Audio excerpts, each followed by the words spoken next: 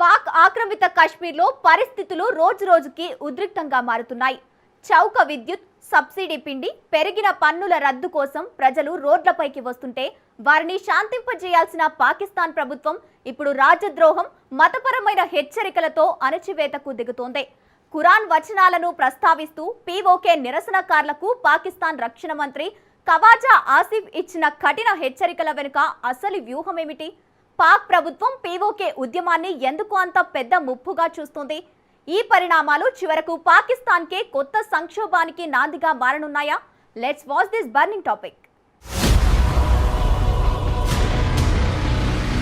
పాకిస్తాన్ రక్షణ మంత్రి ఖవాజా ఆసిఫ్ పాక్ ఆక్రమిత కశ్మీర్లోని నిరసనకారులను ఉద్దేశించి చేసిన హెచ్చరికలు కేవలం ఒక తాత్కాలిక రాజకీయ ప్రకటన కాదు. ఇది ఆ దేశ అంతర్గత సంక్షోభం, మిలిటరీ ఆధిపత్యం మరియు మారుతున్న భౌగోళిక రాజకీయాల నేపథ్యంలో అత్యంత వ్యూహాత్మకంగా వేసిన ముందడుగు. పీఓకే ప్రాంతంలో సబ్సిడీ పిండి, చౌక విద్యుత్, పెరిగిన పన్నుల రద్దు మరియు ప్రాథమిక ఆర్థిక ఉపశమనం కోసం జాయింట్ అవామీ యాక్షన్ కమిటీ ఆధ్వర్యంలో కొన్ని వారాలుగా కొనసాగుతున్న నిరసనలు ఉధృతమవడంతో పాక్ ప్రభుత్వం తీవ్ర ఆందోళనకు గురైంది. ఈ నిరసనల్ని రాజద్రోహానికి ఆరంభం అని అభివర్ణిస్తూ పాకిస్తాన్ రాజ్యాంగంలోని ఆర్టికల్ 5ను ప్రస్తావించి దేశం పట్ల పూర్తి విధేయత చూపాలని ఖవాజా ఆసిఫ్ హెచ్చరించారు. అయితే ఇందులో అత్యంత వ్యూహాత్మకమైన మరియు ప్రమాదకరమైన కోణం ఏమిటి అంటే, ఇస్లామిక్ దేశమైన పాకిస్తాన్ లో మతాన్ని ఒక బలమైన ఆయుధంగా వాడుకుంటూ పీఓకే ప్రజలపై పట్టు సాధించడానికి ఆయన పవిత్ర ఖురాన్లోని సూరా అల్ మాయిదా 33వ వచనాన్ని ప్రస్తావించడం, దేశానికి, పాలకులకు లేదా ఇస్లామిక్ రాజ్య వ్యవస్థ వ్యతిరేకంగా పోరాడే వారికి, సమాజంలో అశాంతిని రేకెత్తించే వారికి భీకరమైన శిక్షలు, దేశ బహిష్కరణ లేదా మరణ శిక్ష వంటి శిక్షలు ఉంటాయనే దైవిక శాస్త్రాన్ని గుర్తు చేయడం వెనుక నిరసనకారులను మానసికంగా, నైతికంగా మరియు ఆధ్యాత్మికంగా బలహీనపరిచే అత్యంత స్పష్టమైన వ్యూహం దాగి ఉంది. పాకిస్తాన్ సమాజంలో మతపరమైన భావాలు చాలా తీవ్రంగా ఉంటాయి కాబట్టి ప్రభుత్వంపై తిరగబడ్డం అంటే దేవుడిపై తిరగబడ్డం అనే భావనను ప్రజల్లోకి చూపించడం ద్వారా ఈ ఉద్యమ తీవ్రతను తగ్గించవచ్చని ఇస్లామాబాద్ పాలకులు భావించారు. ఈ వ్యూహం ద్వారా పీఓకేలో కేవలం ఆర్థిక హక్కుల కోసం పోరాడుతున్న సామాన్య పౌరులను సామాజికంగా ఒంటరిని చేయడం, వారి పోరాటాన్ని ఇస్లాం వ్యతిరేక చర్యగా ముద్ర వేయడం ద్వారా అంతర్జాతీయంగా ముస్లిం ప్రపంచం నుండి వారికి ఎలాంటి మద్దతు లభించకుండా చేయడం ఖవాజా ఆసిఫ్ యొక్క ప్రధాన లక్ష్యం. ఒక రక్షణ మంత్రి సైనిక బలగాలను ప్రయోగించడానికంటే ముందు ఇలాంటి మతపరమైన ఆంక్షలను మరియు రాజ్యాంగపరమైన రాజద్రోహ ముద్రను తెరపైకి తెచ్చారు అంటే పాకిస్తాన్ ప్రభుత్వం పీఓకే ప్రజల ప్రజాస్వామ్య నిరసనల్ని ఎంతగా భయపడుతుందో మరియు వారిని అణచివేయడానికి ఎంతటి తీవ్రమైన చర్యలకైనా సిద్ధపడుతుందో స్పష్టంగా అర్థమవుతోంది. ఈ పరిణామాన్ని వ్యూహాత్మకంగా అంతర్జాతీయ వేదికలపై చూసుకుంటే ఇస్లామాబాద్ ప్రభుత్వం పీఓకే ఉద్యమాన్ని కేవలం ఒక స్థానిక ఆర్థిక డిమాండ్గా కాకుండా పాకిస్తాన్ సార్వభౌమాధికారానికి, భద్రతకు మరియు దాని అస్తిత్వానికి ఓ పెద్ద సవాలుగా భావిస్తోందని స్పష్టమైపోతోంది. పాకిస్తాన్ ప్రస్తుతం తీవ్రమైన ద్రవ్యోల్బణం, విదేశీ మార్గ నిల్వల కొరత మరియు అంతర్జాతీయ ద్రవ్యనిధి షరతులతో కూడిన అప్పుల ఊబిలో కొట్టుమిట్టాడుతున్న తరుణంలో వ్యూహాత్మకంగా కీలకమైన పీఓకేలో ఇటువంటి ప్రజాశాంతి రేగడం అక్కడి మిలిటరీ ఎస్టాబ్లిష్మెంట్ కు మరియు మద్దతు గల ప్రభుత్వానికి అస్సలు మింగుడు పడటం లేదు. అందుకే ప్రభుత్వం ఒకవైపు శాంతి చర్చల నాటకం ఆడుతూనే మరోవైపు కఠినమైన నిరంకుశ అణచివేత చర్యలకు తెరలేపింది. నిరసనలకు నాయకత్వం వహిస్తున్న 4 ముఖ్య నేతలపై ₹1 భారీ బహుమతి ప్రకటించడం, 2 ప్రముఖ జేఏసీ నేతలపై రాజద్రోహం కేసులు నమోదు చేయడం దీనికి ప్రత్యక్ష నిదర్శనం. నిరసనకారులను విదేశీ ఎజెండా కలిగిన శక్తులుగా లేదా భారతదేశ ఏజెంట్లుగా చిత్రీకరించడం ద్వారా స్థానిక పౌర హక్కుల పోరాటాన్ని అణచివేయడానికి అంతర్జాతీయంగా మరియు దేశీయంగా ఒక తప్పుడు సాకును సృష్టించుకునే వ్యూహం ఇక్కడ స్పష్టంగా కనిపిస్తోంది. పీఓకే ప్రాంతంలో కమ్యూనికేషన్ బ్లాక్అవుట్ విధించడం ద్వారా అక్కడ జరుగుతున్న ఘోరాలను, సైనిక దాడులను బయట ప్రపంచానికి పొక్కకుండా నియంత్రించే కఠినమైన సమాచార నియంత్రణ వ్యూహాన్ని పాక్ సైన్యం, ప్రభుత్వం కలిసి అమలు చేస్తున్నాయి. అయితే ఈ వ్యూహం అంతర్జాతీయంగా పాకిస్తాన్ కు ప్రతికూలంగా మారుతోంది. పీఓకే నిరసనకారులపై జరుగుతున్న మానవ హక్కుల ఉల్లంఘనల్ని బ్రిటిష్ పార్లమెంటు సభ్యుల బృందం తీవ్రంగా ఖండించడమే కాకుండా బ్రిటన్ ప్రభుత్వం దీనిపై దౌత్యపరంగా జోక్యం చేసుకోవాలని కోరడం ఇస్లామాబాద్ కు అంతర్జాతీయ దౌత్య రంగంలో పెద్ద ఎదురు దెబ్బ. బ్రాడ్ఫర్డ్ లోని పాకిస్తాన్ రాయబార కార్యాలయం వెలుపల పెద్ద ఎత్తున ప్రదర్శనలు జరగడం పీఓకే వలస ప్రజల అంతర్జాతీయ ఆగ్రహాన్ని మరియు ఈ సమస్య అంతర్జాతీయకరణను సూచిస్తోంది.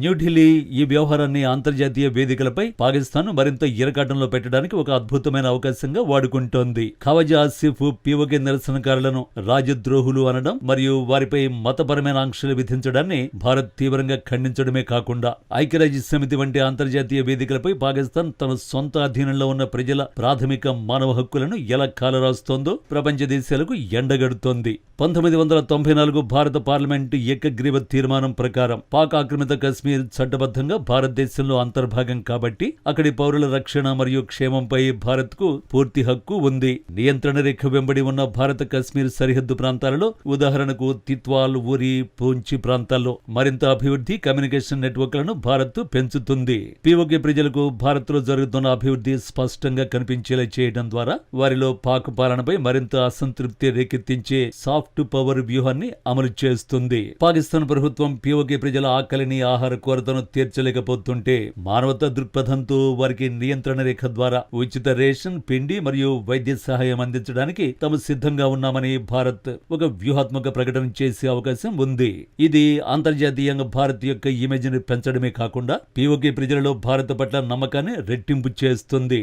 పాక్ ఆర్మీ పీఓకేలో మరింత ఘోరమైన నరమేధానికి లేదా అణచివేతకు పాల్పడితే అక్కడి ప్రజలు సరిహద్దు దాటి భారత కశ్మీర్లోకి శరణార్థులుగా రావడానికి ప్రయత్నించవచ్చు. దీనిని తార్కికంగా ఎదుర్కొనేందుకు భారత రక్షణ దళాలు సరిహద్దు భద్రతను కట్టుదిట్టం చేయడంతో పాటు పీఓకే పౌరులకు మానవతా ప్రాతిపదికన ఆశ్రయం కల్పించేలా ముందస్తు వ్యూహాలను సిద్ధం చేసుకుంటాయి. భారతదేశం ఎటువంటి తొందరపాటు సైనిక చర్యలకు పోకుండా పాకిస్తాన్ తన సొంత తప్పుడు నిర్ణయాల వల్లే పీఓకేలో ఎలా పతనమవుతుందో గమనిస్తూ సమయం వచ్చినప్పుడు ఆ ప్రాంతాన్ని రాజకీయంగా మరియు దౌత్యపరంగా పూర్తిగా తన వైపు తిప్పుకునే దీర్ఘకాలిక వ్యూహాన్ని అమలు చేయబోతోంది. ఈ సంక్షోభాన్ని మరియు పాకిస్తాన్ యొక్క గత 70 ఏళ్ల చరిత్రను ఒకసారి పరిశీలిస్తే ఇస్లామాబాద్ పాలకులు ఎల్లప్పుడూ తమ అంతర్గత పరిపాలన వైఫల్యాలను, ఆర్థిక దోపిడీని కప్పిపుచ్చుకోవడానికి తీవ్రమైన జాతీయవాదాన్ని లేదా అంధమతాన్ని వాడుకోవడం ఒక నిరంతర అలవాటుగా మార్చుకున్నారని అర్థమైపోతుంది. చారిత్రక ఆధారాలు పరిశీలిస్తే సరిగ్గా ఇటువంటి తార్కిక తప్పిదమే 1971లో తూర్పు పాకిస్తాన్, ప్రస్తుత బంగ్లాదేశ్ విడిపోవడానికి ప్రధాన కారణమైంది. ఆనాడు తూర్పు పాకిస్తాన్ కు చెందిన బెంగాలీ ముస్లింలు తమ భాషా హక్కుల కోసం, సరైన ఆర్థిక వనరుల వాటా కోసం మరియు రాజకీయ ప్రాతినిధ్యం కోసం ముజిబుర్ రెహమాన్ నాయకత్వంలో శాంతియుతంగా ఉద్యమించినప్పుడు పశ్చిమ పాకిస్తాన్ కు చెందిన సైనిక పాలకులు మరియు రాజకీయ నాయకులు వారిని కూడా ఇలాగే దేశద్రోహులు అని, ఇస్లాంకు వ్యతిరేకంగా పనిచేస్తున్నారని భారతదేశ ఏజెంట్లని ముద్ర వేశారు. ప్రజల ప్రాథమిక మరియు న్యాయబద్ధమైన డిమాండ్లను పరిష్కరించాల్సింది పోయి ఆపరేషన్ సెర్చ్ లైట్ పేరుతో లక్షలాది మంది సొంత పౌరులపైనే సైనిక దాడులు, అత్యాచారాలు మరియు నరమేధానికి పాల్పడ్డారు. మతాన్ని మరియు సైనిక శక్తిని ఉపయోగించి ప్రజా ఉద్యమాలను అణిచివేయొచ్చనే పాకిస్తాన్ యొక్క తప్పుడు తార్కిక వైఖరి చివరకు దేశ విభజనకు, పాకిస్తాన్ అవమానకరమైన ఓటమికి దారితీసింది. అంతేకాకుండా బలూచిస్తాన్ ప్రాంతంలో దశాబ్దాలుగా జరుగుతున్న బలూచి హక్కుల ఉద్యమాన్ని లేదా ఖైబర్ పఖ్తుంఖ్వాలోని పఖ్తూన్ తహబూజ్ మూవ్మెంట్ ను కూడా పాక్ ఆర్మీ ఇవే అప్రజాస్వామిక సూత్రాలను ప్రయోగించి అణిచేయడానికి ప్రయత్నిస్తోంది. అక్కడ వేలాది మంది యువకులను, మేధావులను బలవంతంగా అదృశ్యం చేయడం, చట్టవిరుద్ధంగా కాల్చి చంపడం వంటి చర్యల ద్వారా పాకిస్తాన్ తన సొంత భూభాగాలపైనే ఒక ఆక్రమణదారుడిగా వ్యవహరిస్తోంది. ఇప్పుడు పీఓకే విషయంలో కూడా అదే పాత విఫలమైన తార్కిక పంథాను అనుసరిస్తూ ప్రజల ప్రాథమిక అవసరాలైన పిండి, పప్పులు మరియు వారు ఉత్పత్తి చేస్తున్న జల విద్యుత్తుపై వారికే హక్కులు కల్పించాలనే న్యాయమైన ఆర్థిక డిమాండ్లను పరిష్కరించలేక వాటిని మతపరమైన శాసనాలతో మరియు రాజద్రోహ చట్టాలతో ముడిపెట్టడం పాక్ పాలకుల మేధోపరమైన మరియు పరిపాలనాపరమైన చేతగానితనానికి స్పష్టమైన అద్దం పడుతోంది. చారిత్రకంగా ఏ దేశమైనా తన ప్రజల ఆకలిని తీర్చకుండా కేవలం తుపాకులు మరియు మతపరమైన భయాలతో ఎక్కువ కాలం భూభాగాలను తన అధీనంలో ఉంచుకోలేదనే కనీస లాజిక్ ను ఇస్లామాబాద్ మర్చిపోవడం గమనార్హం. మొత్తానికి ప్రజల ప్రాథమిక అవసరాలను తీర్చలేకపోయిన ప్రతిసారి మతం, జాతీయవాదం, అణచివేతలతో ఉద్యమాలను ఆపాలను చూసిన చరిత్ర పాకిస్తాన్ కు కొత్తదేం కాదు. కానీ 1971లో తూర్పు పాకిస్తాన్ విషయంలో జరిగిన తప్పిదమే ఇప్పుడు పీఓకేలో మరోసారి పునరావృతమవుతుందనే విశ్లేషణలు వినిపిస్తున్నాయి. ఖవాజా ఆసిఫ్ హెచ్చరికలు ప్రజలను భయపెడతాయా లేక తిరుగుబాటును మరింత పెంచుతాయా? పీఓకే ప్రజల అసంతృప్తి పాకిస్తాన్ భౌగోళిక రాజకీయాలకు కొత్త సవాలుగా మారుతుందా? రాబోయే రోజుల్లో పరిస్థితులు ఎలాంటి మలుపు తిరుగుతాయో చూడాలి.